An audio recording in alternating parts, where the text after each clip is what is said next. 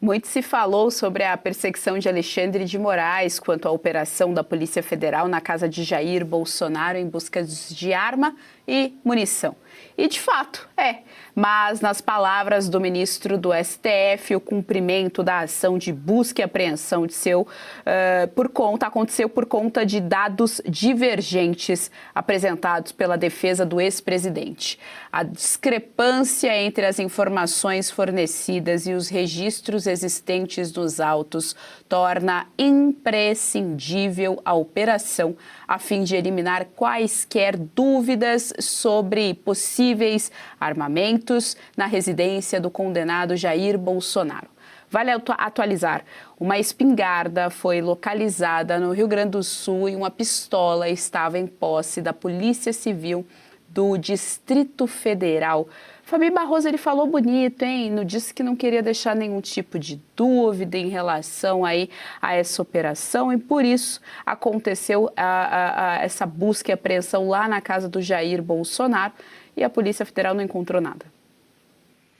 Olha, se o Brasil fosse assim, feito assim, dessa forma que o Alexandre de Moraes, ele subestima a nossa capacidade de raciocínio, não é possível, né? Porque se tem dados divergentes, o que ele faz? Ele contacta a defesa e fala, olha, tá vendo isso aqui que você colocou na petição? Não é bem isso, cadê, né? Explica. E tinha outros envolvidos, Polícia Civil, Polícia Federal, Superintendência da Polícia Federal. Realmente essa foto representa tudo o que ele é de fato, porque ele fez uma petição lá de 5 páginas, português super péssimo, mas às 5 páginas ele está ali detalhando que jamais você pode violar o domicílio de uma pessoa à toa. Mas o que ele faz? Ele viola à toa, porque não é somente o domicílio do próprio Jair Bolsonaro, que cumpre uma prisão domiciliar humanitária, de caráter humanitário, que inclusive o ministro Alexandre de Moraes deveria redobrar, né, o cuidado a uma série de questões ali de uma ingerência da Polícia Federal. Mas é o lar da Laurinha, é o lar da outra enteada da filha da Michele Bolsonaro, da própria Michele Bolsonaro,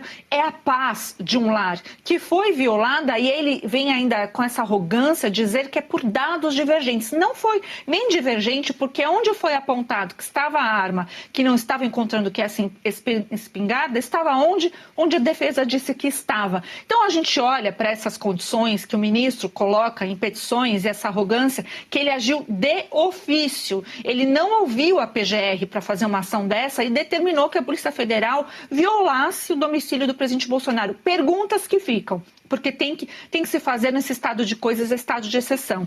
Essa operação da Polícia Federal foi para intimidar o presidente Bolsonaro e levar um recado que cada vez que se vai aos Estados Unidos falar a respeito de algo, ele tem o poder da caneta, ele faz isso com o sequestrado dele institucional, que é o presidente Bolsonaro. Existia, então, a tentativa de constranger, além de intimidar, mas de constranger ou de deixar algum rastro ou de averiguar outras coisas na residência do presidente Bolsonaro que não fosse a arma propriamente dita, porque o que foi dito, inclusive, nos bastidores é que, por óbvios motivos, o presidente Bolsonaro se sentiu super desconfortável e inconformado. E tem que ficar mesmo. E não me venha, como fez o Flávio Bolsonaro, falar, olha, a Polícia Federal foi muito educada. Obrigação da Polícia Federal ser. Pena que ela não tem mais aquele tato de dizer, espera um pouquinho, foram esgotados todos os meios, a gente não vê mais isso. A Polícia Federal, quando se trata de ministro Alexandre de Moraes, só faz, só cumpre. E isso um dia não vai acabar muito bem. Berenice Leite, quero te ouvir a respeito. Alexandre de Moraes justificou dados divergentes sobre o paradeiro das armas. Pois é, e na dúvida, busca e apreensão, até porque acho que ele já estava com saudade, né, de dar uma decisão como essa. Os advogados de Bolsonaro já se manifestaram, eu até mandei mensagem hoje ainda para um deles, né, para que ele possa conversar aqui conosco, prestigiar a nossa audiência, até vi ele em outros canais no dia de ontem, estou aguardando resposta, viu, doutor Paulo? Mas o fato, Geise, é que ele poderia muito bem, assim como disse a defesa de Bolsonaro, ter pedido novamente uma explicação por escrito e já estava sendo anunciado desde o dia desde a terça-feira que a tal espingarda estava nessa loja de armas, que foi um presente que Bolsonaro nunca retirou. Mas parece que faz de desentendido, né, que é só uma brechinha para poder constranger o próprio ex-presidente Jair Bolsonaro. A última vez que esteve aqui na Câmara, já usando a tornozeleira eletrônica, ele falou com toda a imprensa, acho que foi uma das últimas vezes, né, e definiu tudo isso que estava acontecendo com ele como suprema humilhação, né, uma humilhação atrás da outra. O que Jair Bolsonaro ia fazer com uma arma dentro de sua casa nesse momento, né? Caçar mais problema? É claro que não. Lembrando que existem agentes que ficam ali na porta da casa dele monitorando quem entra, quem sai, e com pessoas restritas a entrarem na casa do Bolsonaro hoje, né? A casa dele virou uma extensão do presídio. Ele não pode receber visitas, a menos que sejam seus filhos, que já são previamente autorizados. E todo mundo que entra lá tem o veículo vistoriado. É essa a rotina hoje do ex-presidente Jair Bolsonaro.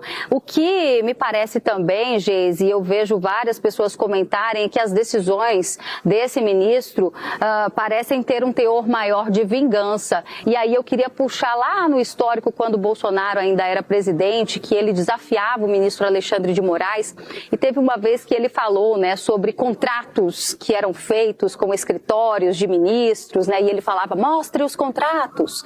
E aí começou todo esse processo persecutório com o ex-presidente. E hoje também quem ousou, que foi um perito da Polícia Federal, né, ousou fazer um dossiê do ministro Alexandre de Moraes, hoje também está sendo perseguido, foi destituído, afastado de suas atribuições. Por quê? Porque denunciou, deixou vazar a informação do processo que dava conta do contrato de 129 milhões da esposa do ministro Moraes, a Viviane Barsi. Então é isso, parece que o que acontece com pessoas que ousam afrontar o ministro Alexandre de Moraes. Geise.